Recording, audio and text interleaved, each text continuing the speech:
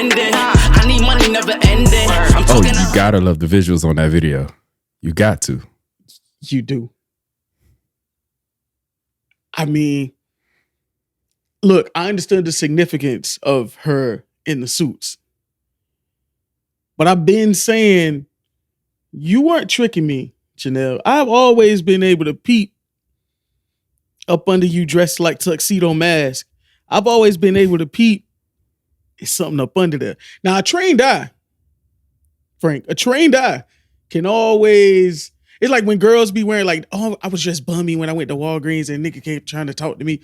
That's because a trained eye can see through certain bullshit. You can't hide fine.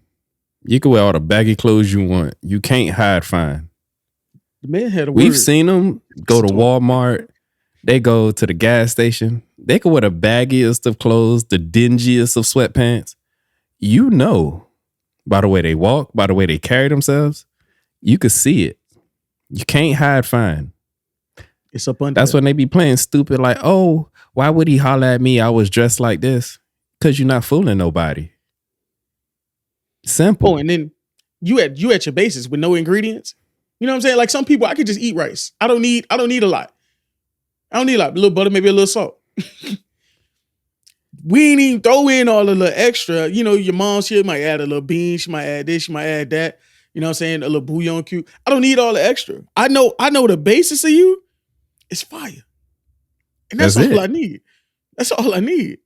And that's how I be feeling when I see him in the store. But that video right there, God bless it. Oh my God, God bless it. Hey, it's that one part where it's the homeboy that's always like one of her collaborators that has like the dreads and everything. Okay. He's always with her.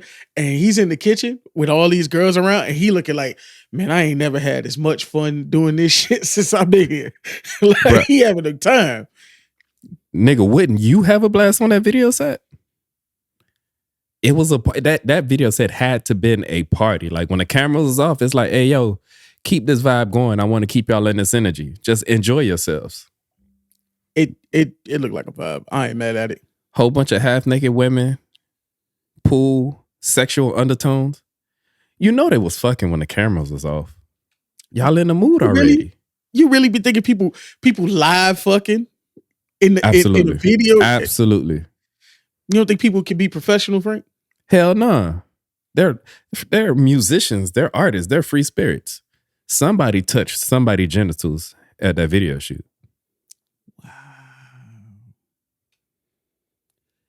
Ladies and gentlemen, and all those in between and outside of those constructs, welcome to another episode of the Samurai Professionals Podcast, the podcast where two young professionals bring issues to the table and we chop it up. I'm scared of Frank right now. This is what he think goes on at work. But this is what happens when you work at home for too long. When you work at home for too long, you just think it's just pussy everywhere. Just out there, just out in the world. That's not what working outside your house feel like. See how your wife got you convinced that you can't step outside the house? That it's just gonna be some pussy somewhere? Okay, can you answer this question for me? Go ahead. I'm not gonna ask you where. I'm not gonna ask you how long ago. Okay. But at any given point, did you touch somebody's genitals at work on the clock? I don't know what you're talking about. Okay, that's all I wanted to know. That's it. You answered it. Here's my question. Why would anybody do that at work? You tell me. You did it. When did I say I did that? You asked me a question. I'm saying, why would that even come up at work? You're at work. Because we humans.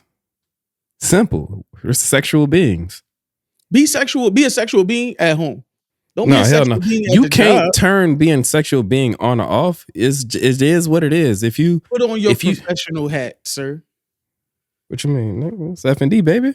No. But you knew what I meant. And it's okay. I know what you meant. I just wanted to shout out the hat. Nice plug. Hang yourself up. But put on your professional hat. This not the time. Why would anybody be touching anybody's genitals at the job? You could have on your professional hat, but if you see somebody that tickles, and again, you got to think about it. When people be working in the office or whatever, somebody's tickling your what? Who tickling your what at the job? Oh, we gonna get there. So if you working at an office, you spending 8 hours a day with said person, it's gonna happen. Especially if y'all like each other. No, Frank, you could be attracted to somebody and not fuck them. That's what working in an office feels like. Like you could be like, oh, she cute, but that don't mean you gotta like act on it or like because you're in a relationship. That don't mean I act on everything that I see. But you're not in a relationship all the time. So when you tell me if you're You're single, not in a relationship. and Wait, she's- hold on. That's what you tell your wife? Y'all not No, in a I'm not relationship all the speaking time? on me personally. I wasn't always married to my wife. I've been single in a work environment. Oh, okay. I thought you meant like. Oh, no, I thought not- you meant like. No, listen. I thought you meant like. Oh, I'm not in a relationship all the time. Like when I leave the Oh, house. shit, I'm not in a hell relationship. nah. that's why I like clear that up. God damn, man, you know me better than that. I've never been that sloppy of a nigga. Shit. That nigga, I'm not in a relationship all the time. Okay. God damn. And you know My the sad bad. part about that? That sounds like some horrible game that a dude would actually try to pull. So I can't even fault you for saying, whatever. Clear that up. Yeah. So no, let me clear that up. Like I've been single in the workspace and I've had single coworkers who were attractive. And granted, we was young, and when you young, you kind of push the limits. Now I get it. If you're older, maybe you understand the capabilities of HR and you might not want to fuck that up, especially if you got a good job. But even then, some people still push it. I wouldn't recommend it, especially if you're happy in your career. It ain't worth losing it or going to work and seeing somebody you don't really fuck with like that. But if you young and stupid and you know you finna quit that job sooner or later, try your coworker. She might give you some. That's bad advice too, but Horrible advice. Horrible advice. As a young, but nah, if she give you play, Right. try her though, for real. just don't do it at the job. It's right there. Quick and easy. This is why your wife will never let you work in a workplace again. How the fuck she was letting you go to where you was working? Not Squarespace. Where you was working at before? Garland, and I was working from home with Garland. As long as me and my wife been together, I've had a job from home. She's never had to deal with me in an office around a whole bunch of women. I can tell because you don't seem to know how to deal with yourself in an office. Oh, I do. No, when I was in HR, nigga, I was on a straight and narrow, nigga. I was So good. here's my thing. As someone who's worked in human resources before, Right. you would ask me on camera, have I touched someone's vagina at the workplace? Because I know you. And the way you don't answer me answers me. If that makes No, sense. sir. I have not confirmed nor denied. Not I on don't know camera, what you're but talking I about. know you. Nothing that you said is going to get you convicted in the court of law or the No, I court don't of have to be public convicted. opinion. What you're But this saying is between me and you. ridiculous. This is between me and you. And I You're know saying- you. I'm going to look you dead in your eye. What you're saying is ridiculous. No one should be doing that at the job. As an HR professional, I could never condone the ridiculous shit that you're saying. And you're Because my right. name is Marvin X Adams, aka Young Saint, International Marv. That's the handle. Big Franklin Saint Energy, Cuff Daddy. I like how he rolled into that. That was Young smooth Matches as fuck. Malone, Deion Slanders, Petty Pendergrass, Charles Flex Xavier, Flex Luthor, the Bandalorian, aka Bando, Anakin Flywalker, Scorpion Vibes. I just text your wife to get over here. She said she at work. She gonna stop by here before she pull up to your crib. I told her, hey, don't let your first husband fuck up your forever husband. It's villain season.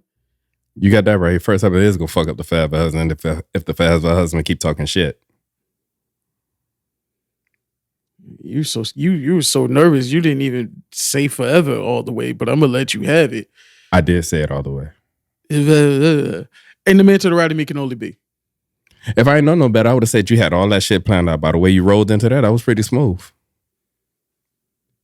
I've been doing this a few times, 126 times. There you go. Actually, more than that. Some of them didn't come out. No, Not your. it's 126. It's 126. They just only have gotten 124. Nah, remember the first video one, we ain't put that shit out either, and that didn't count towards You're the right. number. It's a couple not episodes that Locked are in the existing vault. in somebody's vault. It's on But go ahead. it's on the flash drive somewhere. It's Nacho Man, Candy Savage, the Slim Reaper, the Serial Killer, Applejack the Ripper, the Munch on Lunch, Lord of the Wings, Jabba in the Cut, the Wholesome Dude, Fat Boy Slim. It's not a dad bod, it's a father figure. Grits and Gravy, Ron Swan Song, Walter White Walker, Hodor Doorstopper, the F and F and D, one half of this POD. He is I and I am him. It's Frank. Let's chop it up. Let's chop it up. Whew. I don't know if you caught that. Did you catch how I bobbed and weed that shit? You gotta you ain't gonna catch me. What I've been doing. I've been in this field way longer than I ever expected to be. Okay. Why is that? Where'd you thought you'd end up? I didn't expect to be in the field I'm in now. Once I got into it, I found a little passion for it, and then it took off the way it did. So, okay, got you. This nigga Frank. I don't know. I wasn't saying that to be nasty. I was just asking. You tried to fuck with my livelihood on the pod. Oh no, I didn't. Like I said, I know you. I know you wouldn't have answered me. I would have put money on that. You can stop emphasizing that. I'm just saying. I would have put money. You wouldn't have gone. There was no way in hell Marvin Adams was gonna be like, yes. Okay, let me ask you. I want to ask you a question, a scenario. Since you trying to fuck my livelihood, I'm trying to fuck because this is what you do anyway. You was gonna ask me this anyway. You're right. Okay. But now I have more ammo to do so. All right, let me ask you. If your wife and you, like, say,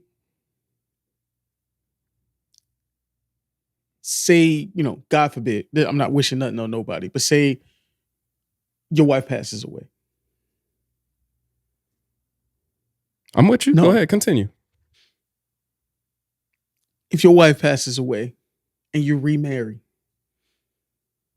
now this woman you remarry, she helps you raise your kids. Y'all have more. You would get your shit reversed. Y'all have more kids. I'm about to say your hypothetical fucked up already. But go ahead. All right.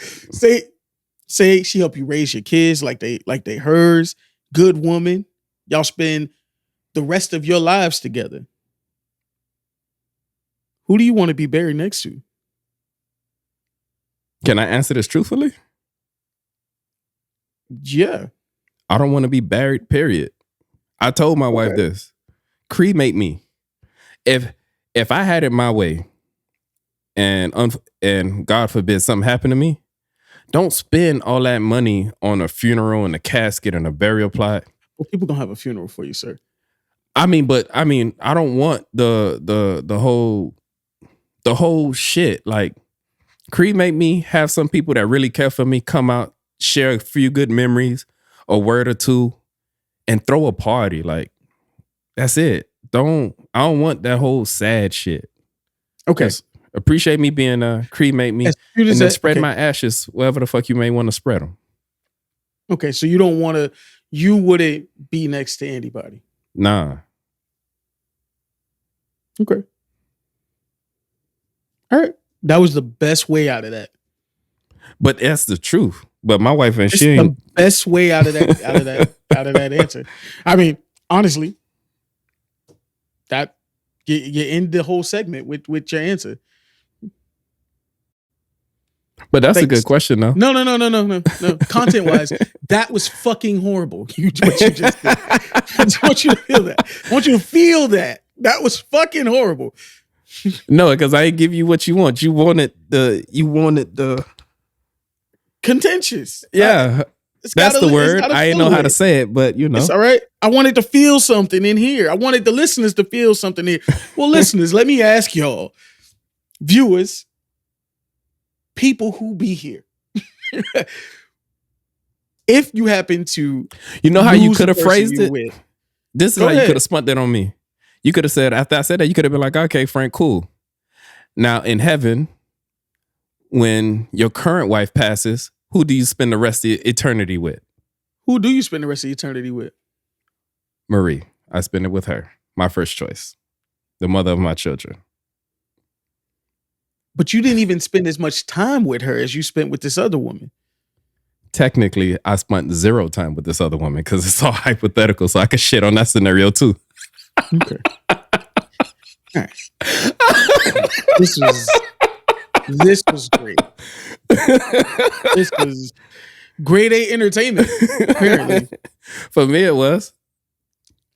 Yeah, but that's not what we're not here for your entertainment, nigga. Yeah, we're here for yours because this is what you get kicks out of. Fucking with me. No. You get the kicks out of fucking with me. This was content, but it's fine. Let me pivot to something else because I had a feeling you might shake your way out of that. I saw a meme the other day, and I saw a lot of conversation going back and forth about it. It said if your man it was talking to women. It was like if your man leaves you, you ain't shit. Because niggas never leave anybody.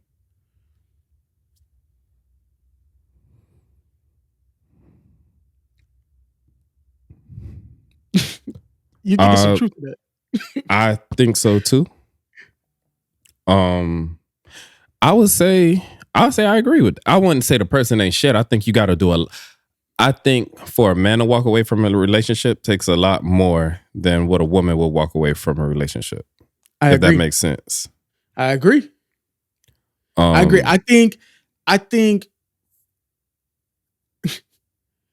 for a nigga to walk away and be like, man, I wouldn't even fuck her. You have to be on some treacherous ass shit. You had to have done something so horrible to him in his mind that he would like. Niggas will do a lot of things. You have fucked people who you've broken and who you've hated. I guarantee you fucked somebody who you like, man, I don't even like that bitch. But you fucked her. Nope. No. Okay. No. That's why I say that. Yeah, you're right. But you fucked her. So right. For you to get to a point where you're like, man, I wouldn't even fuck that girl. Y'all understand how far you have to push a man to do that? To get to that point where he wouldn't even stick it. He wouldn't even want to get his dick wet? That's crazy. Now, granted, we're not talking about if you like a side piece of you just somebody he fucking with. I'm talking your girl. Like, yeah, this is somebody he cares for, he loves. Like, for him to be like, nah, it's either something like you had to do something serious. You couldn't just cheat on him. Because if you would have cheated on him with some nigga outside all social circles that he ain't know about or that nobody he knows about, and he's like, all right, this hurt is just gonna sit with me, y'all stay together. But if you fucked a nigga in the social circle that everybody know, or even worse, everybody know has a higher status than him, then he hurt. He can't bounce back from that. He gonna break up with you. But if it's some nigga that, for clarity, just want to clarify, if she cheat on you, even if it's with a nigga that's outside of y'all social circle, meaning when I mean social circle, I mean no, I got you. It don't got to be your friends, but in enough vicinity for somebody y'all know to may know that person. Right. I get what you're saying. Now, that ain't no guarantee he gonna stay with you, but you have a better chance. Yeah, right. You got a better chance of working through that shit. Because when you said that, I was like, no, the fuck I won't. The fuck I'm staying there for. But I understand where you're coming from. When shit like that happens, like I think I've said it on this pod a few times, the cardinal rules, you can't embarrass somebody. The moment he feels 100%. Embarrassed, he gonna leave. But if it's especially if he cheated first. Cause now he feel like, okay, she got her get back. We done fucked each other. We done fucked each other over. Okay, cool. Now, but he feel he was a good nigga to you. He taking care of the bills. He's all responsibilities that fall on his plate. He's taking care of. He's being attentive and everything, emotionally there, physically there, all of that. But you just had some itch you needed to scratch and you cheated on. Now he's gone. Because it's like, hey, I know I was a good person. I don't need this shit. But if he done something shitty, he's probably just going to see it as, okay, you getting your get back. We even now. You know what I'm saying? Okay.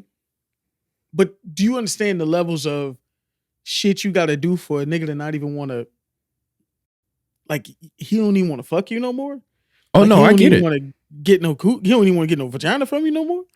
At that point, it's like you are below dirt shit. To him. You ain't shit. What I say, you ain't shit. Like, he doesn't look at you as a human. He might not cuss you out and like physically treat you like dirt, but he can't see you in no type of positive light whatsoever. Like, there's no redeeming yourself either. Like, you are forever going to be whatever he sees you as. And this is from two people who have slept with people they don't like. It's weird, but it's the truth, though. All right, like, it'd be like, all right. Again, like even if you don't like somebody, there's something there. There's even if it's not the most positive of emotions, there's something there. It's like I don't like this person, but whatever. Now, if I don't respect you no more, and I don't, that's different. It's hard to like really put into words, but it's beyond don't liking somebody. It's just I have absolutely nothing for you. I'm with you. Look, I just want to emphasize, it'll take a lot for a man to not spin the block. But once you got in there, like you really need to go. You need to go to church. You need to reassess your life. You need to start therapy. You got to understand there's talk space. You could text. You could do what you need. You need to do something. Something's off. Because if he get to that point, that's beyond. It's either you had to be like the trashiest of people, like just unclean, poor hygiene, and he just got tired of dealing with your funky ass. No, I don't even think you could. I can tell you, I have seen some of the. I know people. You probably got a person on the list that you would never. You're married, so you would never sleep with anyone else outside of your wife. But you would probably have somebody on your list that even if for some reason you ended up single again, you wouldn't spin that block. No, 100%. 100%. I don't care how down bad I was. I'm not touching it. And guess what? And it ain't have nothing to do with her hygiene because she was probably beautiful, took care of herself, looked good, smelled good every time you saw her. It was who she was that got you to the point where she was a shitty person. Exactly. That's why when you was like, shitty person. When you mentioned poor hygiene, I'm like, nah, that ain't even. No, but sometimes that could be it though, because I met some people. It's like they present well, but once you got to know them, it's like you ain't all your shit ain't together. I don't know who you was fucking with poor hygiene. You got to draw a line somewhere. I'm about to say I wasn't sleeping with this person. I just knew them, so I understood. Like once I saw behind the curtain how they presented, my perception of them changed. Like it's like you putting on for all these people and you ain't even got your shit together. You need to work on your star player. Lock in with them. Yeah. Something ain't right. Great transition. Let's talk about star players. Ja Morant. Speaking of somebody. Like we just had this conversation a few weeks ago. Because we did. Literally. Yeah, I did. I'm not gonna lie. I did expect to have a similar conversation about this person because I knew they would. I mean, eventually, just because of everything we were seeing, that they would eventually do something that would have us talk about them again. I just never expected it to be this soon. Yeah, like so soon. I'm gonna be honest with you. I was naive enough to believe that he learned his lesson. Not necessarily he learned his lesson, but he would move smarter. Now, would he change overnight to the person we saw in the club flashing a little gun? Nah, I ain't saying that. But I thought he'd be like, hey, it's a lot of eyes on me. So if we out, I'm try to make sure ain't no cameras or nothing. You know what I mean? At least that would make sense to me. Like, okay, maybe you didn't understand how big your celebrity was. You're from Carolina, you play for Memphis. It's not like you in New York or LA or Miami, Chicago. It's not like you in a big city market where it is blatant how much eyes you got on you. You play for a small market team. So maybe but you move around. You move around enough to know you move around to all the other markets enough a year that you know when you go to LA, it's like so much media here today.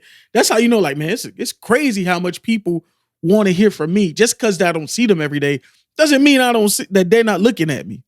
You would think that you would figure that out. You would think he would, right? Because that would make sense to you. Oh, but maybe to him, he's thinking, okay, since I'm playing LA, I'm the star player on this team, and it's LA is LA, so maybe that's why all the cameras are out. Not necessarily for me, but truth is, nah, they're here to talk to you. You're the big dog that just came in town. Maybe he didn't realize that. And another thing that makes me think he didn't understand how big his celebrity was. Look, when we saw that footage of him at the club, that don't look like no club the top dogs go to. When we saw pictures of Dwayne Wade, LeBron James, Chris Bosh, any other big name player that clubs in Miami, they're not at just any. They're not at the office. They not at Take One. They're Story. Thank you. And not only are they there, they're not on the floor. They're in a nice section. They doing their thing. Their security, like they're taken care of. And then they probably got people around them to let them know, hey, keep the foolishness to a minimum. This nigga was at. Go ahead. Let me ask you this. When you first saw this new video, what were your initial thoughts? Like your first reaction when you first saw it.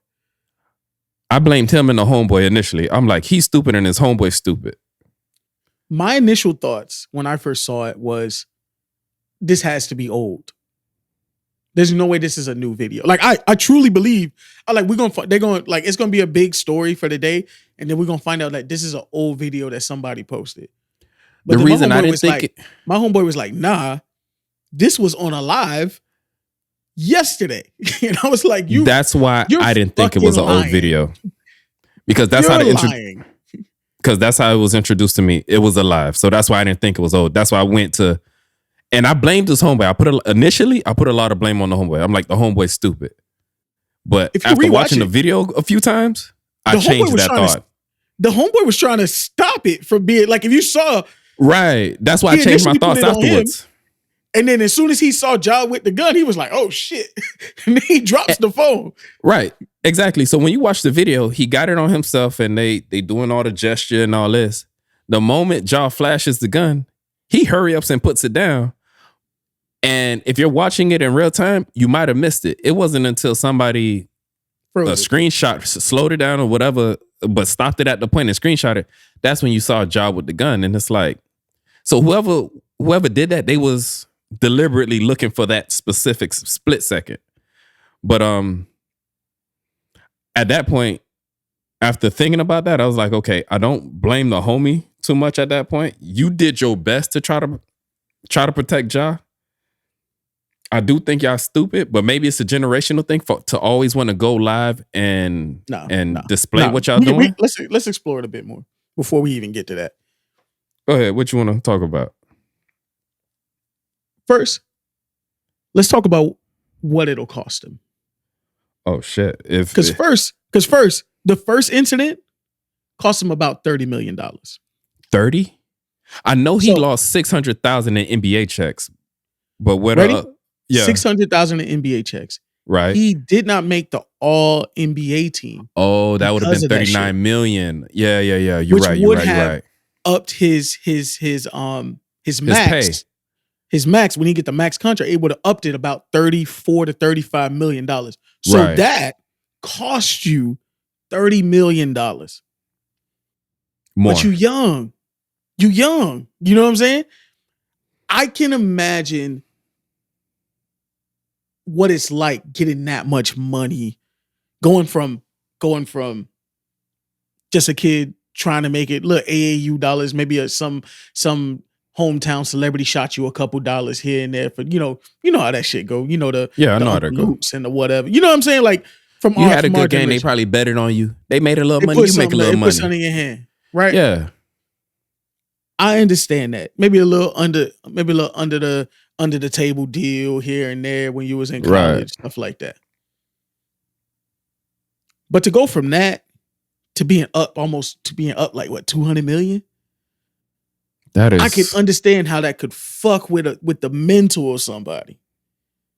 Like I'm trying to wrap my head around being in that space. Now, right?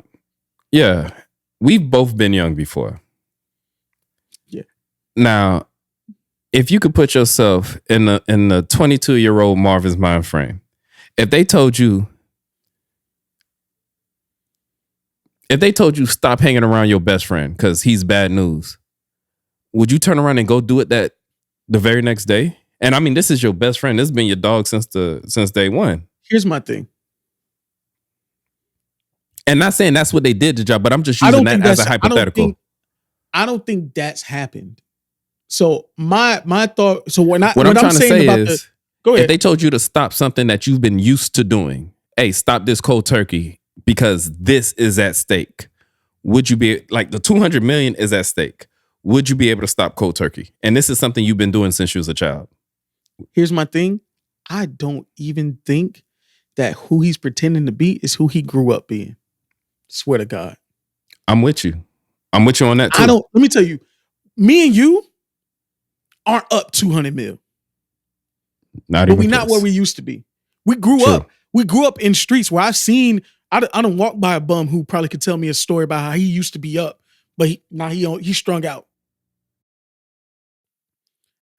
I've seen the story. I've seen a nigga lose his life in my face. I've seen the light go out in somebody's eyes. I've seen these things. There's certain places I know my broke ass compared to Ja Morant knows not to be. His ass stay in them places. There's another video of him standing up on a hood of a car, on a roof of a car or some shit, right? That was going around. Everybody in the neighborhoods, like say you in one of them neighborhoods, and yeah, you gonna have that neighborhood OGs who be around and all of that. They gonna make sure you straight. Like, now you can wear your chain out, do your thing. Like you straight around here. Ain't nobody gonna fuck with you because I ain't gonna let nobody fuck with you. But you standing on cars, making the block high, waving around guns and shit. No, now you could potentially fuck up my business. Cops stop by, somebody in the neighborhood call. Now you fucking it up. That's when somebody might have to grab you by the back of the neck, talk to you real quick, real strong. Get your shit together. When you're a celebrity of that caliber, that's not how you help out the community. You don't help out the community just by going there and showing face. Organize a book bag drive, a back to school drive, turkey giveaway. Open up a Boys and Girls Club community, or if they do have one, donate to it. If the basketball court's raggedy, give them a little money to fix it up. Be there for the inauguration of the court. Make a few layups, a few jump shots, break in the court. Do some shit like that. If they got a little pop on the team, sponsor their jerseys. Give everybody some jaw kicks or whatever. You don't help out the community by just being. What the fuck do you get by just being there? You're literally not doing shit. You're not helping nobody. Like you said, you're just making a block out. It makes no sense. Not doing and hear me. A lot of people carry guns. I'm not even mad at that. He's not even the first NBA player to carry guns. There's niggas carrying guns right now. It's a nigga that took it to the locker room and pulled it out at a dice game. Gilbert Arenas pulled it out in the locker room. There were no cameras around. Plaxico Burress shot himself. Yeah. Had to pay the price for that. He went to jail. The He was levels Super Bowl of champion. immaturity. Thank you. In his own, in the city that he won a Super Bowl for, he went to jail. Like caught the winning touchdown. Not just he played in it. In the city, you can't be more on top of the city than that. And he went to jail. Got his ass. The thing that is crazy for me is that we've seen this 30 for 30. We know there's only two ways if he continues down this path that he gonna end up. Because I don't have a problem with you having a gun. Protect yourself. Protect yourself. I'm not mad at that. But what you doing, I don't see people with guns do. Like, I know, and people keep saying the youth thing. That's why I wanted to stop you when you said that. But I know niggas his age that when the cameras come around who really out there doing what the fuck he's pretending to do, get that shit out my face. But see, like you just said, they're not pretending to do that. That's who they are. So they know how to move in that. They know how to move. They know that, okay, when the cameras come on, you ain't gonna see me doing shit. That's not what he's on. He's been a basketball player since he was yay high. He never had to move like that. So him putting on this persona like he tough or whatever the case, it's like, this not you. Like, why are you even doing it? What's your motivation behind this? And like the whole gun ownership thing. Yeah, gun culture is American culture. Assume everybody got a gun because it's damn near everybody got one. And in Florida after July, everybody can.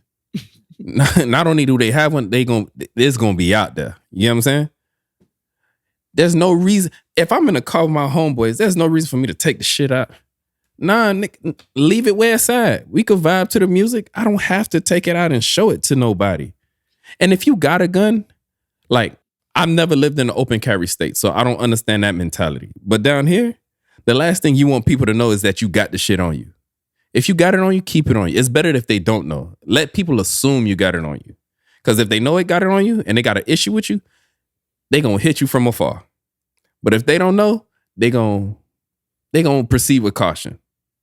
What Lil Duval used to say? I got my fire on me. Because you never know. Because you never know, nigga. You never know. Puss ass nigga. I got my fire on me. Like, what the fuck? Like, here's my thing. Like I said, we know how this 30 for 30 would end if he continues down this road.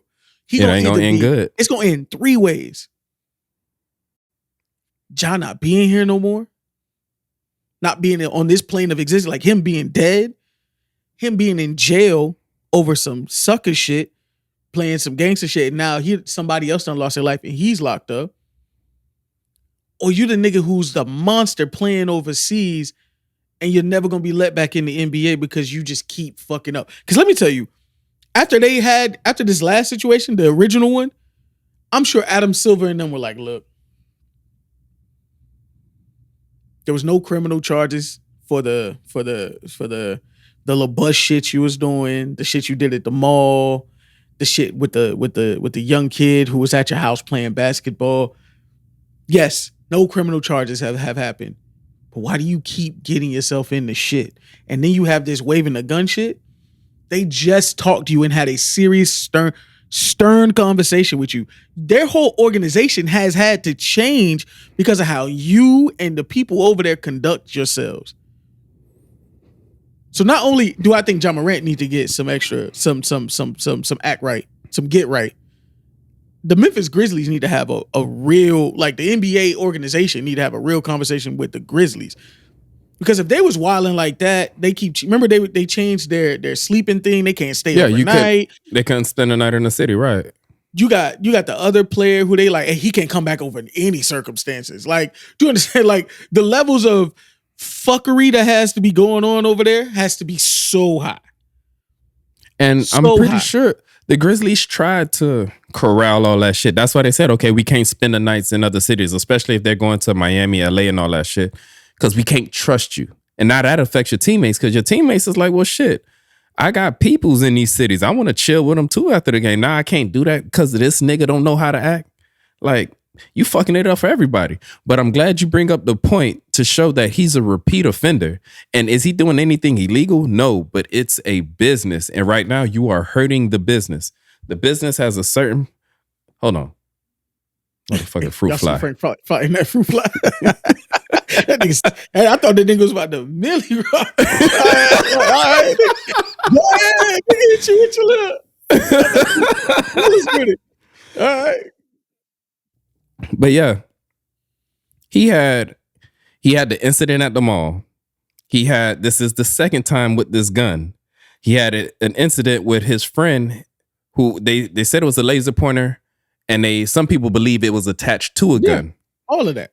So you're a repeat offender. Now, can you go to jail for all these things? No, but you're making the brand as a whole, NBA as a whole, you're making it look bad. The NBA has come a very long way from the whole thugs thing when Iverson was playing and they was dressing in the baggy pants and clothes and all of that shit. They have since removed themselves from racism. That was more racism than anything. True, it was. And even this to a degree. That didn't have nothing to do with people misbehaving. That was just more racism, but go ahead. But it's the perception. And true, I'm not arguing that. It is fueled by racism. And even this to a degree. He hasn't done anything illegal, but you got a young black man in the car with his friends who fit the description of what people will call a thug, and y'all waving guns around. Again, it fits that narrative that they're trying to move away from. So by it being a business and you hurting the business image, we're going to have to do something to you. Now, did he do anything illegal? No. So why punish him? Because you hurting the money. And that's what it all boils down to. Simple as that. Now, if you do anything that makes us lose sponsors, that makes us lose anything on that bottom line, you're going to have to pay for it. Best way to pay for it is come down hard on you. Simple as that. So it's not. Now, if he did all this shit and it didn't generate the buzz that it did, and everybody just kind of like, okay, cool. Adam Silver wouldn't have done shit because there ain't nothing to be mad about. But if you're out here and you're getting into fights at a Foot Locker, you're waving a gun, and now people are tweeting you. Now the NBA is trending, and it's like, wow, is this going to be the face of the league? It's like, oh, shit. And what you don't, and Ja, this is the thing that's crazy is the LeBron era is very close to being done. Literally like 2 seasons away, damn near. Like, you understand that they're looking at, like, he's one of the more, Ja Morant is one of the more exciting players in the game. They are looking for the next face. You're the biggest American face. Like the next up American player, it's you. He's up there.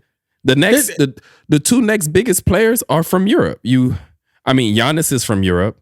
Luka is from Europe. And then the guy that everybody's anticipated to be first overall, Victor Wembanyama, if I said that correctly. He's from France. Did I say that right? Wembanyama? I'm gonna let you try. I'm gonna let you keep going. Good. What his name is? Go ahead. Y'all know the nigga I'm talking about, this tall, skinny dude. Him. He from Paris. So when it comes to American-born players, you are the biggest face. And you making the brand look bad. Already, he done lost it. Well, it's not official, but they took all his shoes off the website. His Nike shoes. Yeah, he had some. He had some set to release next. Not this Saturday that just passed, but the next one coming up after this. Memorial Day weekend. Yeah, he had shoes set to be released, and they've pulled those. They're no longer on the website. So that's revenue you're losing. And these people are talking about suspending you. Like half a season. Conversation is talking about half a season, bro. And that's if you get off light again. Oh, and then to bring up that, Adam Silver got the most egg on his face because when he suspended you for a couple of weeks, a few weeks, and then brought you back in time for the playoffs, I'm pretty sure people was in his ear like, "Hey, you're letting them off easy." For you to come back and do it again. Remember they hit him with time served. They was like, "Hey, look, you already been suspended 3 games. We're gonna give you just five more games. And then right, they did hit him with the time. Now you making him look bad. So now you like, damn. Now I'm looking soft because I went easy on you. You didn't learn your lesson. You turned right around and did this shit again. Just like Frank said earlier, with the whole when you in a relationship, the one thing you can't do is embarrass somebody. Oh, you embarrassed me now, so now I got to do something to you. That's as simple as that simple. Because the moment this happened, Adam Silver's like during the NBA pregame, I want to say it was probably before the Lakers game. He's sitting down with Jalen Rose and Stephen A. Smith saying, yeah, like it's going to be harsh. I don't know what it is yet, but not only is it going to be harsh, it's also going to affect his teammates in Memphis. So now them dudes in Memphis looking like, fuck, like we wasn't in the car with the gun. Why? Because it's like, hey, I don't see him every day. I can't check him every day. So now I'm going to make y'all hurt because now when he does get back on the team, y'all going to be looking at him and be like, hey, last time you did some shit stupid, I had to pay for it. So now you going to sit up under me the whole time. Like, we can't even trust you to be you. Who's going to do that? They I believe they're the youngest team in the league. They better trade for some veteran leadership. Every team needs a UD on there. That team definitely ain't got one. Ready? Andre Iguodala was going to sign there. He was going to sign. That shit fell apart. He said he literally, there was a whole lot of friction that came out of that. He was like, hey, I'd rather, because I believe he had signed, if I remember correctly. I remember hearing it on a pod. He had signed and he had decided, like, hey, after just spending some time with it, he decided he didn't want to be there no more. He didn't want nothing. He said he would rather not play this year than to deal with that team. To be on the team. So he got his way out of that deal, and then he ended up back with the Warriors. But that should show you the level of disorganization over there. That is crazy. A nigga said, I'd rather retire than allow somebody to pay me $1 million to be here. That is crazy. Couldn't be me, bro. I honestly look, there are people. I think JJ Redick said it best. There are people who get away with a lot when it comes to guns. We got Politicians putting it on Christmas cards. politicians, Christmas, like there's so many people getting away with it. And he made a great point. JJ Redick made a great point. I'm not saying we need to talk, like a conversation need to be had with him, not just for his career, but bro, you're gonna put yourself in a position one day that you being John Morant don't mean nothing to somebody. I mean, and then the friction gonna have to happen. Absolutely. You look like a male to somebody. Not everybody. Yeah. You are not Jesus. You can't go everywhere and be untouchable. Yeah, you John Moran. There's a lot of people that show you love and respect you and all that, yada, yada, yada. But at the end of the day, there's some people, they ribs touching and you just look like a male. Simple as that.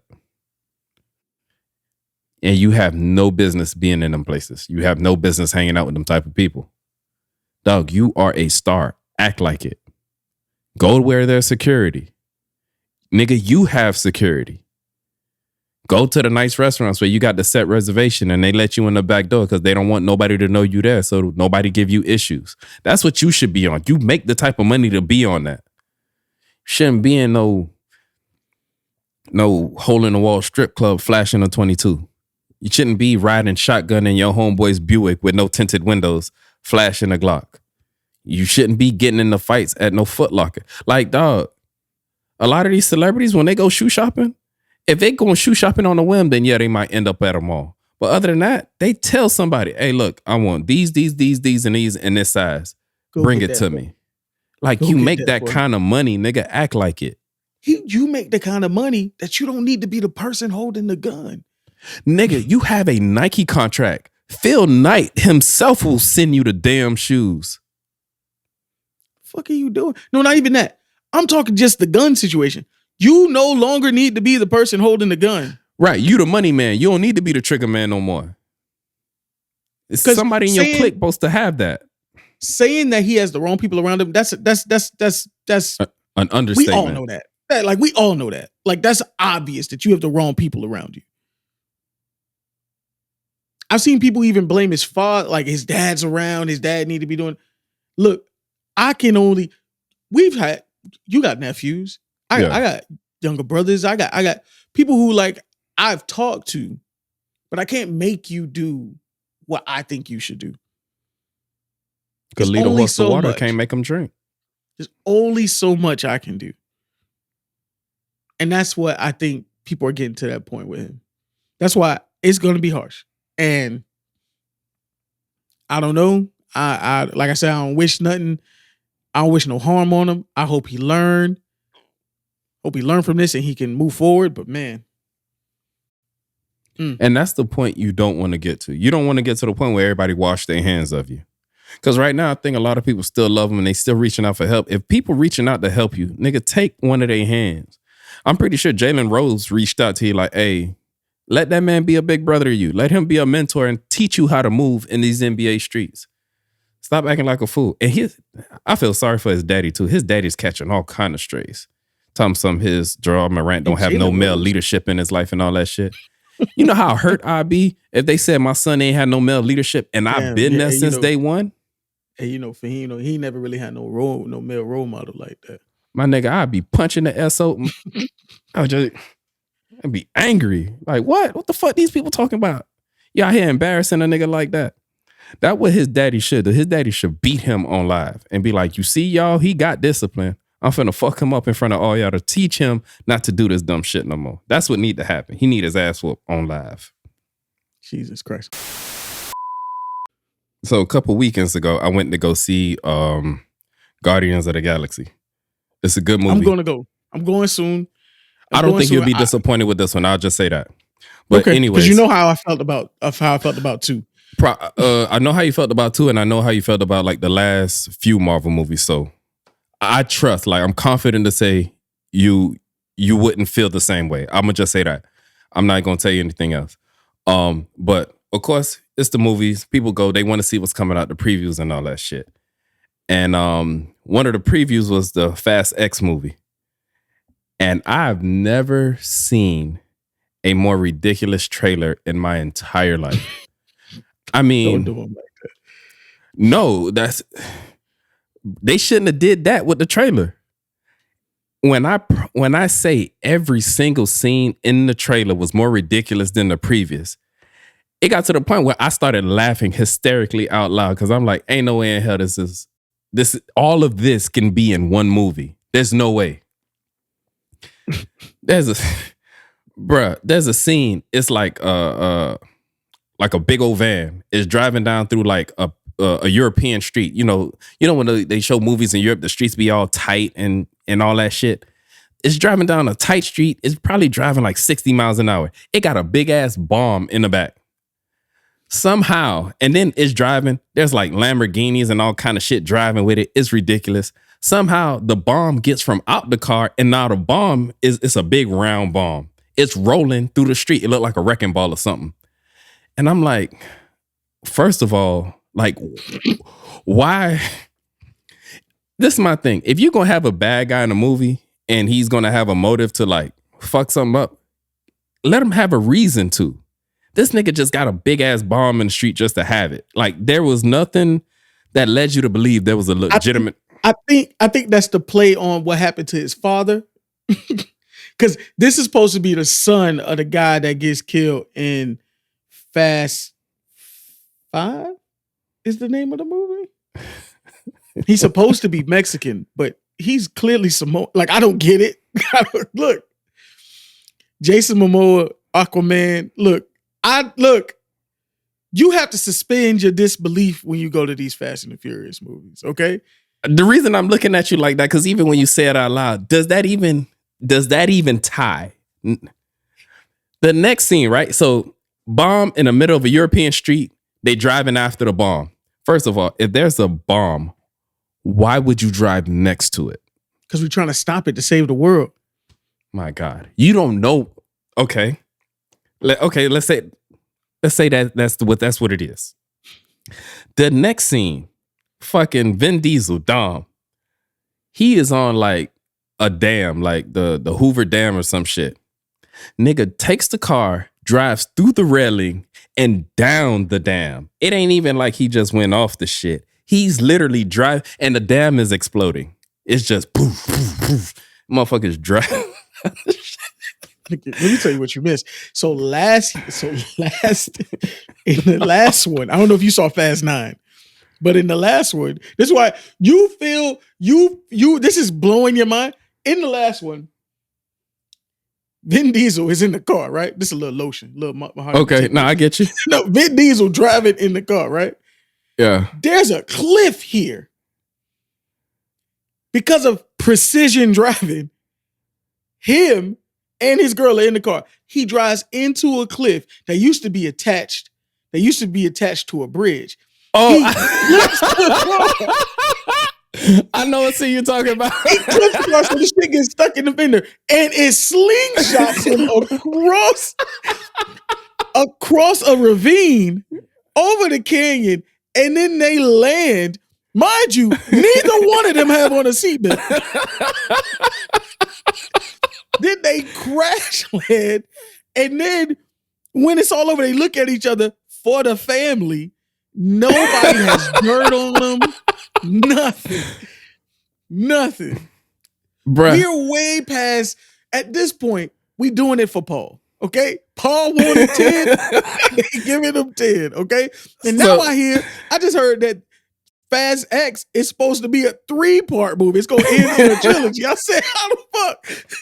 Now, when I saw that, I was like, this is ridiculous. But then somebody made a great point. They was like, so on the third Fast X, they could call it Fast XXX and then make it the origin story. X. Exactly. Shit. I'm like, if they did that. Nah, that's bullshit. I'm not going to give you that. Fuck that. That would be interesting, no? You know what's crazy? Somebody else pointed out how the Fast and the Furious franchise is the most ridiculous franchise when it comes to naming shit. Like, none of the shit makes sense. You know, like, it'll be The Avengers Age of Ultron, the Avengers Infinity War, the Avengers Endgame, like Captain America 1, 2, You'll see a 3. sequence of some sort. Right. I'm gonna read you every movie's title. Ready?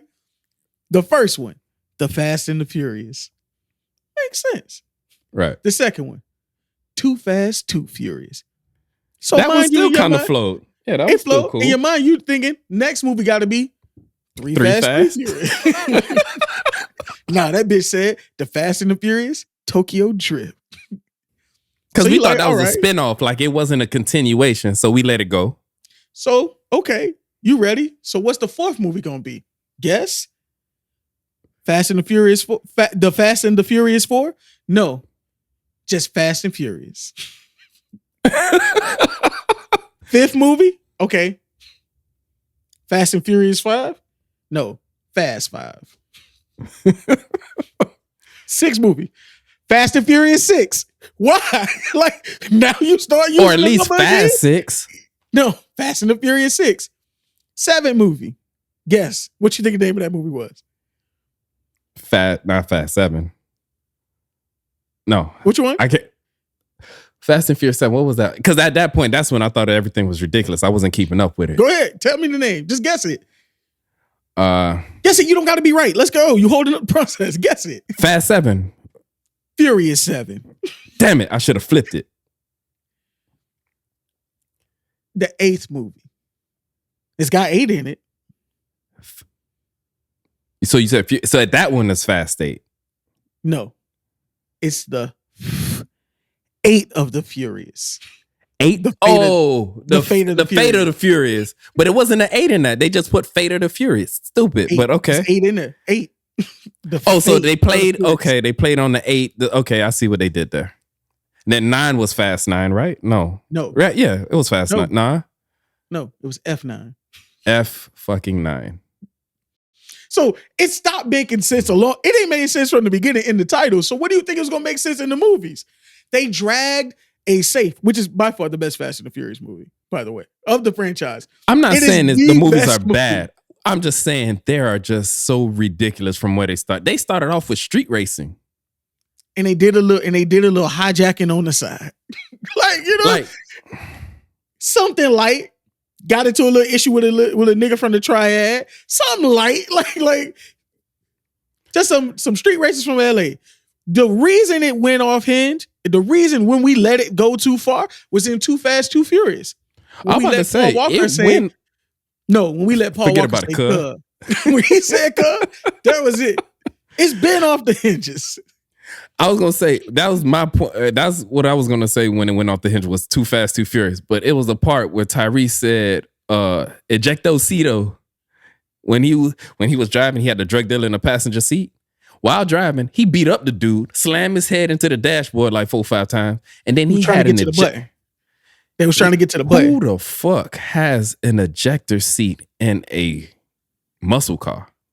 Well, you gotta understand their situation. They knew they was gonna ride with niggas they couldn't trust, so they had to have that to get rid of them niggas just in case. Wouldn't it be easier to have a Glock in your lap? No, because the other nigga already had a gun. But you had to pull out the shit from the cushion. No, the button was right there. It was always there. Okay, if you have an ejection seat, why have a separate? Why didn't you just put it in the steering wheel like they do the NOS? Why Because he had we to reach drive in it. between I the might cushions? accidentally hit that bitch while we drive it regularly. Precision driving. I want to bet there was a nigga like you in the writer's room. Every time somebody came up with something logical, he had to explain it away and keep it ridiculous. Nigga, Too Fast, Too Furious came out when?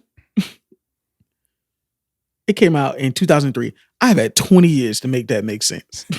Okay.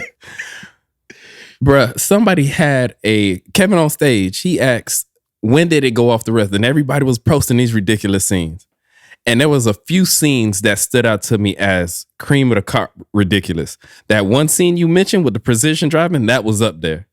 But the one scene that made me laugh was a fight scene between Dom and some other dude. And Dom said the lines of, something along the lines of, when you fight the streets always win. This nigga stomps his feet and a giant crack appeared in the... So what you Appeared in didn't the understand ground. was it was already an explosion, and the ground was weak. Now, So when he Dom is an stomped the earth. ground, He's an earthbender. Is what you're telling me in short. yeah, no, what you didn't know, you see, he's bald. He's an avatar. That's what you didn't know. What you didn't know is that's Aang. That's the spinoff. Now, what you don't know is this is the origin story of Aang before he gets reincarnated. My God. All you missing is the tattoo. I'm gonna tell you like this. After that third Fast XXX, if they name it something stupid, I'm gonna be mad. Could you at least call it Fast Triple X or something? After that one, if they don't give me a Fast and Furious Transformers crossover, I'm gonna be mad at the world. It's the only thing that makes sense. Here's my thing. My wildest moment for Fast and Furious is none of even that. It's the one with The Rock. The Rock had his arm broken in multiple places. And he flexed out of a cast. Any of y'all ever broke a bone? I broke a bone twice in 1 year. Remember that?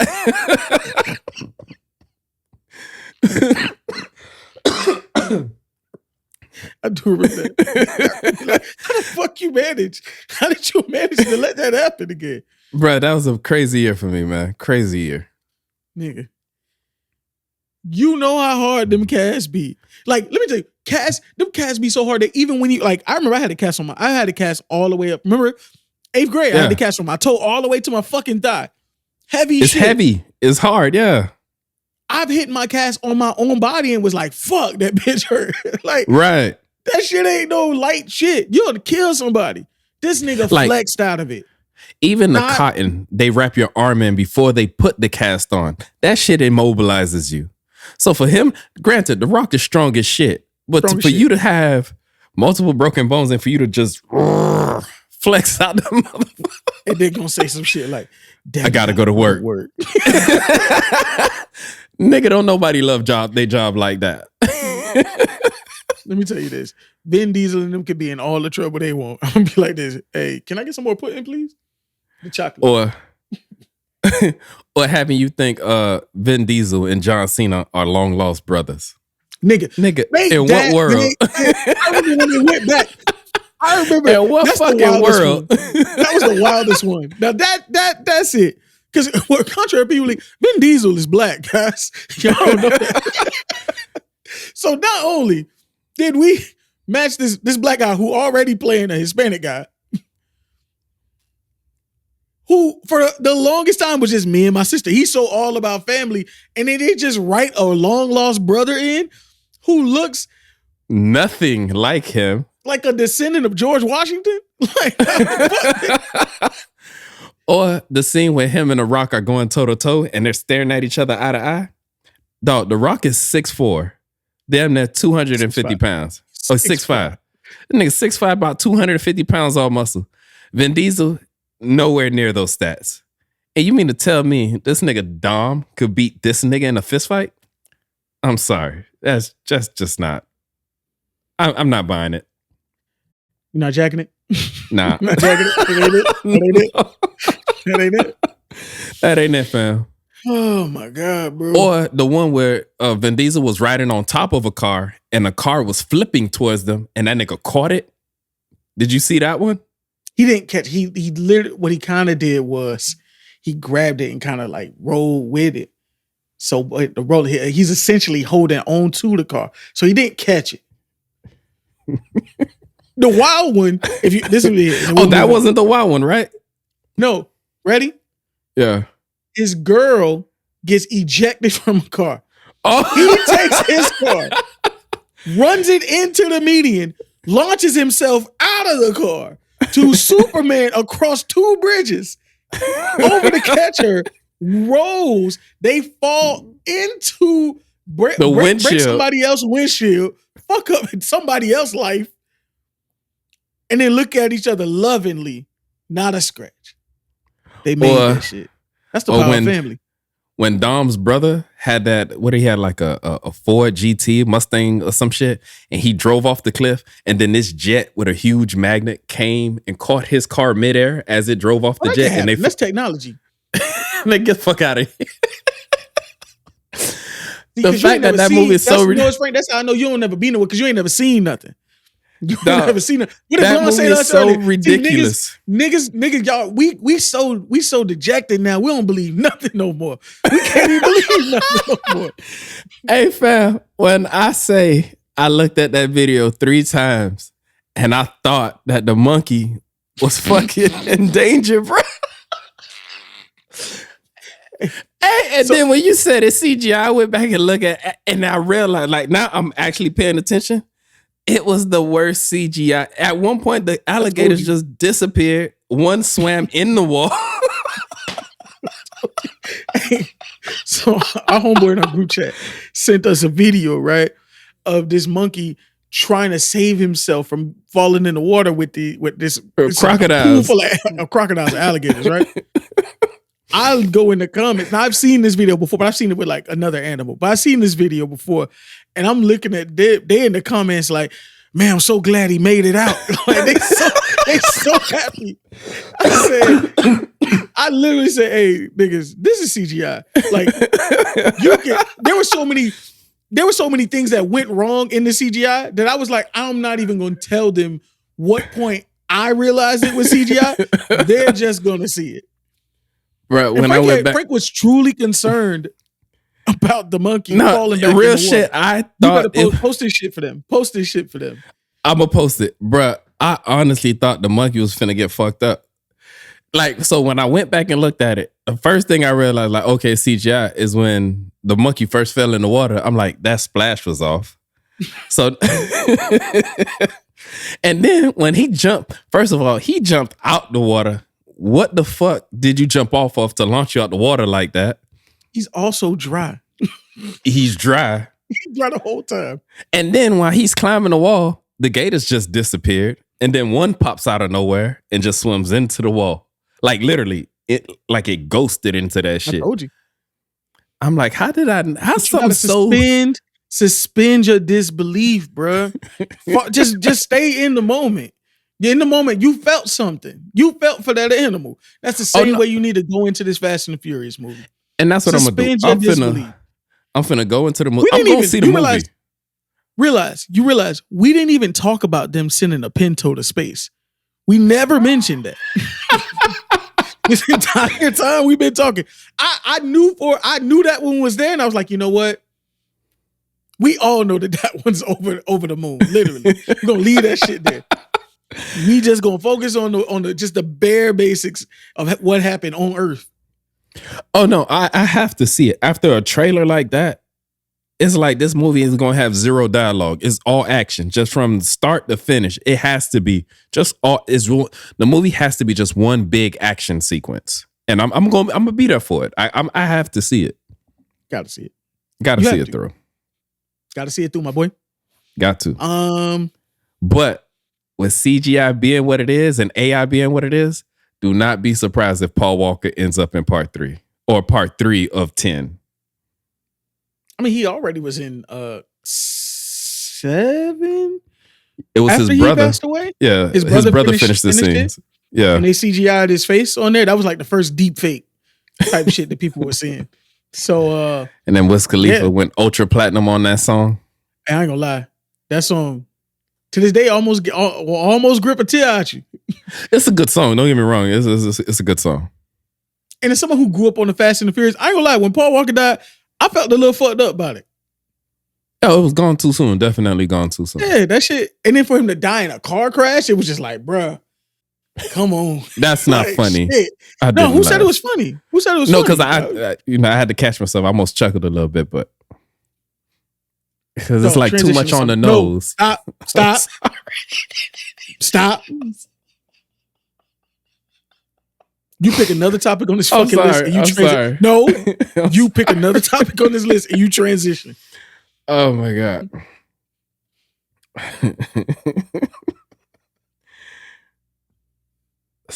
Tighten the fuck up, Frank. Pick something else. Let's go.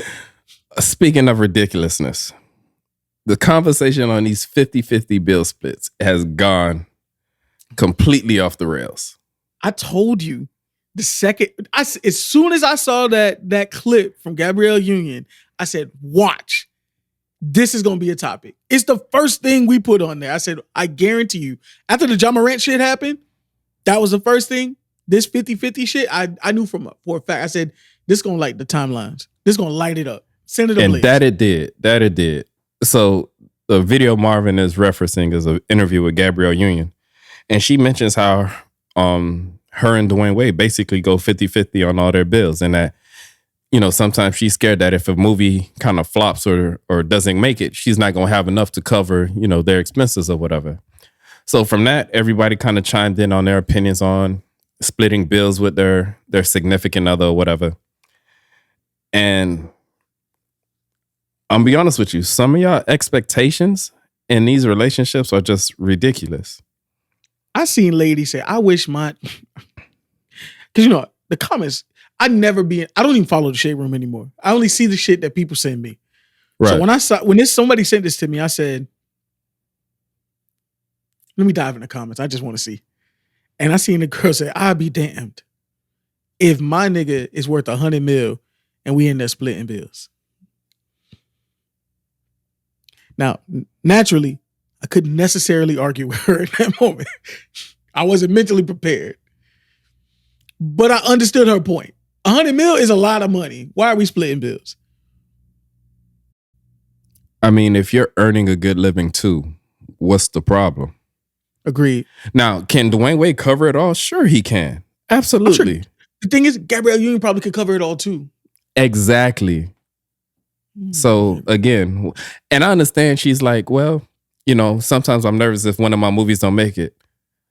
Stop being modest, Gabby. Like, you are a great actress. No. You're going to make something that hits. But yeah, I get where she's coming from. When you're an actor or an actress, you don't want your shit to flop. You want shit to do good.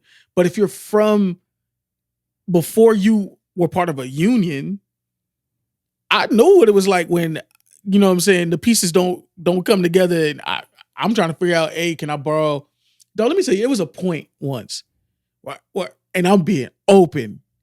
My dog was sick. So sick that her being alive was harder to watch than her just letting her go. And I didn't even have the coins to pay for them to euthanize her. That must hurt, bro. Nigga, when I tell you the tears in my eyes when I had to call a homeboy, hey, I gotta put my daughter out. You think I could borrow a couple, like, can I borrow $200 from you? Damn. Nigga. So when I tell you, like, I understand what it's like when it's like, man, look, I'm used to not having nothing. And the anxiety of not having nothing, even all these millions up that Gabby has been, and she's been fairly successful and she's been a celebrity for a very long time. For her to still have the anxiety, I get that. I mean, that's what you're from. And before, in previous relationships, she was the breadwinner. And she spoke on that, right? But like you said, and it's not just her. Like, as you mentioned, a lot of us, we're not too far removed from the days where we didn't have much, so it sticks with us. Even The Rock, he had an interview and he remembered how broke he was. So with his team, they have a motto that they live by, that eviction is two days away. And the anxiety of thinking about going broke, that's what drives them. So that's probably where that mindset comes from. But she's good. They got it. And the fact that they decided to split bills, there's nothing wrong with that. That's their household. But now, I've seen the comments. I've seen some nasty stuff said. Go ahead, I'm gonna let you have it. And this is what I mean when I bring up expectations. Now, if y'all was dating an NBA player, movie star, and that's how you feel, cool. Now, more than likely, y'all not dating somebody like that. Y'all dating, chances are, y'all dating an average person. And on average, people are making between 35 and 50K a year. I mean, have you seen the cost of living in this country? Even just making 50K a year, things gonna be tight.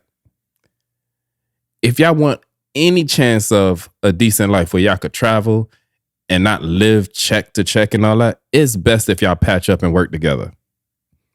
It doesn't make any one of y'all any less of a person. It doesn't make you any less of a woman to have to go to work. It doesn't make him any less of a man to have to split bills with you. Y'all both are contributing to one household. It takes two.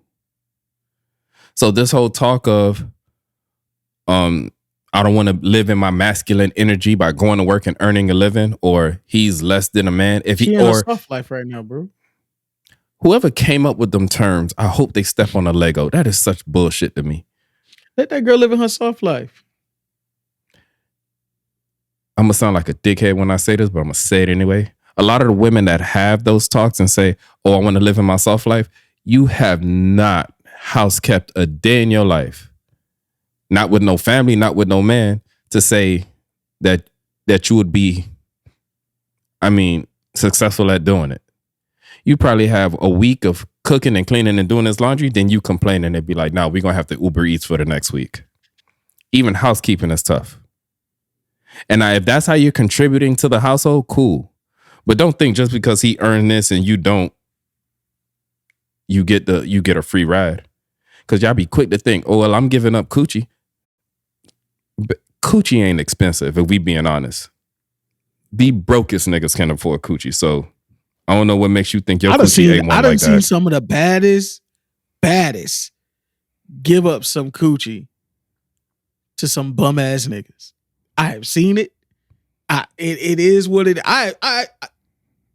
Some of these niggas is y'all baby daddy. Exactly. Some of the brokest niggas out there that you call trash and all, he the one you let get you pregnant. Y'all out here talking about, "Oh, if he ain't making this much, I don't want him." What are you doing? Because a man making that much needs the type of woman to support him. Are you that woman? You sitting up here on Twitter arguing and telling the next man what he got to do. What are you doing? When did and I was having this conversation in my group chat the other day. How did we get to a point? Because they want to stay on traditions, but traditionally you weren't working, you weren't independent, you were sitting your ass at home. He had no choice but to take care of you because you couldn't do that. We are not our grandparents. We are not our great grandparents. Like, we are not them. And this is one thing. A lot of women make more money than their men. Like, if you want to keep it real. That is true. And to that point, when your granddaddy held down one job and took care of the household, for one, he went out, he earned 40 to 60 grand a year. That house y'all was living in, money. That's a lot of fucking money. You sure he was earning 40, 60 grand a year? 60 grand a year? 60 grand a year back then, that nigga was rich as fuck. No, yeah, 60 grand. He was doing good. He was doing very well. But this is what I'm saying. Back then, and this is 40 to 60, which he was on the higher end of earners. Right now, if you're earning between 40 to 60, you're average. So let's say your granddaddy, he had his factory job that he put years in, and his pay was probably up to 40, 60, right? On top of that, y'all lived in a house that didn't even cost $100K. That house was probably $80,000. So he was able to pay for that house. And then he didn't have all kind of ridiculous expenses that we have now just to survive. He wasn't paying internet. He wasn't paying cable. He wasn't paying the type of car notes that we pay now. He wasn't paying the type of insurances that we pay now. Yeah, but I'm sure that there was some equality. Like what we're paying in car payments, there's some equivalent to that, to what he was making. Not even, bro. Everything went up except wages. Inflation, the same type. Wages have come up. Wages have gone up a little bit. Let's not do that. A little bit. Because people was making niggas who was making 30. If you got a job that got you $30,000, even 30 years ago, a $30,000 a year job was you was doing good. Nigga, you on with the county? Hey, put me on with the county. Like that's a good job. Now go back and look. Years ago. You talk about what I'm saying is, when we talking grandparents, they wasn't making $40,000 a year. He must have owned some of those factories. Yes, they were. They were making good, and them factory jobs got automated, and they all lost it. Okay, I don't have the facts to fact check you on that, but okay. What and your this show is not me pulling shit out my ass. Back in the days, they was making good money. And even like, let's say them county jobs that still exist today, that was paying 30, 40 back then, they still pay 30, 40 now. And cost of living has increased significantly. Those wages might have went up a little bit. So what was once 30, 40, you might be at 35, 45 now, but it didn't go up much. The only people that really saw significant pay raises between then and now are CEOs of companies. They saw, I want to say, a 500% pay increase of what they used to make. Back in the days, a CEO used to probably make about $5 million a year. Today, CEOs on average for these same type of companies, same size companies, they're making hundreds of millions a year. So their pay went up significantly. Where their staff and management and all that, their pay has relatively, for the most part, remained stagnant. And the thing is, it's like, if a woman is out here working, you understand what the cost of living is. You go out there and you earn a living just like every man does. So you understand what bills he has to contribute to because you paying those same bills for yourself. So if you see how difficult it is for you to do on your own, why take that same pressure and put on him, but now put another body in the house? So now I don't only have to pay for groceries for me. I got to pay for the groceries for the both of us. I don't have to pay to keep the lights on for me. Now the usage of electricity has doubled. I got to keep that on for the both of us. Like, that's inconsiderate. Like, I get it. You don't want all the responsibilities in the house. You don't want to have to go to work and clean the house. Cool. You don't want to have to go to work and cook. 100%. Yeah, you shouldn't. All that shit. Exactly. You shouldn't. There's nothing wrong with dividing resources. Hey, we're going to combine our resources and we're going to divide our responsibilities. I take care of this. You take care of that. Y'all figure out what y'all good at. And then that's how y'all split it up. Now, let me say, ladies, if you coming home from work, going to work 40 hours a week, you coming home, you doing the cooking, you doing the cleaning, you doing the laundry, you doing, you taking care of the household, you going out getting groceries, you doing all this, and he's still requiring you to put in 50%, and he's not contributing anything on that other side, you have every right to be upset. Absolutely. Every right to be upset.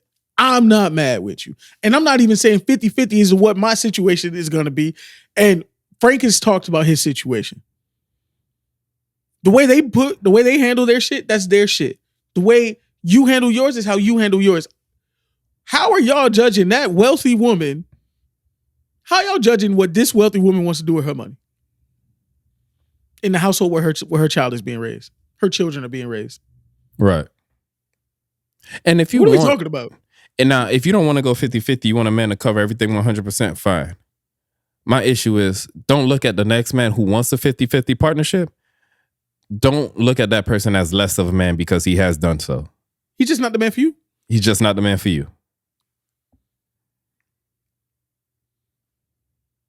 Good luck finding that nigga that'll pay for everything.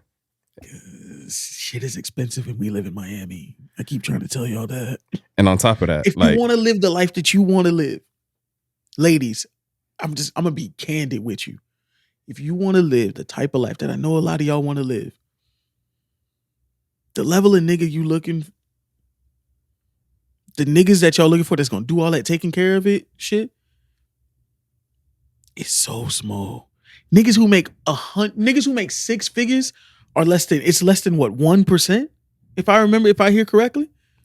And if he's young and attractive, trust me, he know who he is. He knows what he has. And you are a dime a dozen. So if you're not all right, Kevin Samuels. I'm just saying. Samuels, you relax. I was going to say something in that vein, but I wasn't going there. Okay, but a broken clock could be right twice a day. Kevin Samuel wasn't always wrong. He said some shit very harshly, but truth be told, if I was between the ages of 22 and 25, and I was say what? I'm just sipping my tea. You said something with that one. If I was between the ages of 22 to 25 and I was making 150 to 200K a year, good fucking luck trying to tie me down. That's all I'm gonna tell you. Good fucking luck. But I say all that to say, if you're looking for that person, I understand the lifestyles y'all want to live. Y'all want to go out, be on boats. Y'all want to go out and travel and all of that. We can still have that life together.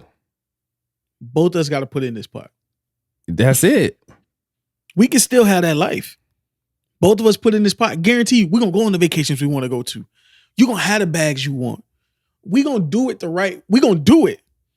If we both not making the millions of dollars, because that is a percentage of a 1% that can do that. Because Right. even a nigga making 6 figures is a small percentage of it's 1%. So And y'all better stop comparing yourselves to the people y'all see on social media. A lot of times, them motherfuckers half be of them flogging. lying. Half of them lying. Half you being generous, way more than half. Dude, there's businesses that built themselves off flogging. Like there's a company that'll let you come and take pictures of you entering and sitting on a private jet. And then after you take your pictures, you get off and the next person get on and take their pictures. It's a company, they built a business around just doing that. There's businesses who make good money on giving people opportunities to flog. A lot of these rappers that be in these nice penthouses or nice houses on their music video, it's all Airbnbs. It's all done to flog. Nobody owns anything anymore. And the people that do own shit, yeah, these my Lambos. Yeah, this my private jet. I'm flying to Dubai and doing this. Get that nigga 6 months. You gonna see him on the paper getting arrested. We've seen the story time and time again. Hey man, let the nigga get the B&B. Let his baby mama probably got that renty. Okay, his baby mama probably got him that. Okay. And the thing is, it's funny because when I say that, you chuckle because you can probably think of somebody you know, and you I know. be like, I'm you know thinking what? of 3 niggas right now who I And know. you be like, I knew that nigga had to be a scammer because there was no way. And the crazy thing is, the 3 people you thinking of aren't probably the same people I'm thinking of. Because the shit is rampant in Miami. Just so many niggas just flogging and living this life. And next thing you know, they on fucking Deco Drive. It's like, oh shit. Motherfucker arrested. This nigga Deco Drive. All right. On that note, this has been a good one. Yeah, it was. Anything else you want to bring to the table? No, I think we good, fam. I think we are good. What about yourself? We had one more thing, but I think we'll have to hold off on that one till next episode. I think we can get away with holding off on that one. So with that said, ladies and gentlemen, and all those in between and outside of those constructs, this has been another episode of the Samurai Professionals Podcast. The podcast where 2 young professionals bring issues to the table and we chop it up. I'm your co-host Marvin, Young Saint, International Marv, that's the handle. Charles Flex Xavier, Dat Man Beyond, Cuff Daddy, Dion Slanders, Petty Pendergrass, I was trying to do it without looking, Flex Luthor, Charles Flex Xavier, the Bandalorian, aka Bando, Anakin Flywalker, Scorpion Vibes. Call me, seriously. I told your wife to get over here. And the man to the right of me can only be Nacho Man, Candy Savage, the Slim Reaper, the Serial Killer, Applejack the Ripper, the Munch on Lunch, Lord of the Wings, Jabba in the Cut, the Wholesome Dude, Fat Boy Slim. It's not a dad bod, it's a father figure. Grits and Gravy, Ron Swansong, Walter White Walker, Horror Door Stopper, the FND, one half of this POD. He is I am him, and it's Frank, and we just chopped it up. You can email Pause us for a second. Pause for a second. The fact that Kevin Durant rejected the nickname the Slim Reaper is that's probably the biggest travesties in the NBA. Like it's biggest one of the dumbest things I have ever. When I found out, I was like, "Yo, what an amazing name!" And they're like, "Oh no, he hates when people call him that." I'm like, he wanted why? the Durantula. That's the one he liked. The Durantula. Nigga, what? Go ahead, do your thing. Where you do your thing. Fucking idiot. You can email us at the Samurai Professional Podcast at gmail.com or hit us up on Instagram and Twitter at the Samurai Pros. Hit us up with any questions, comments, or even topic suggestions. You can reach me on Twitter and Instagram at I Can Only Be Frank. Oh, and you can also find us at YouTube. Tune in on Wednesdays where we drop the visuals to the episodes you hear on Monday. You could. Now, I am a little late because we had some technical difficulties, but as you guys just saw, we dropped this episode and we dropped 125's YouTube video same day on Monday. So you can listen to us. You can listen to us here for 126 and you can watch 125 today as well. There you go. You can catch me on social media at I Can Only Be Frank. Where can they find you, Marv? You guys can find me anywhere at Marvin X Adams. Please, guys, like, comment, subscribe, leave messages, hit the Discord. Let's talk some shit. You know what I'm saying? We all for it. We want the fan interaction. We have next episode is the full year episode. It's when we first started recording. That's big for us. Just, I mean, not that like, you know, we're gonna change the format or anything right now, but that's big. Nah, just celebrate a milestone with us. Right. Yeah, man. So thank you all for doing that. I look forward to that. Press play on the YouTube. Let the bitch run and repeat. It's a playlist. So if you play one, you can play them all. Just let it run in the background. Do your thing. I appreciate y'all. Appreciate y'all. This has been another episode of the Samurai Professionals Podcast. Peace. Peace and love.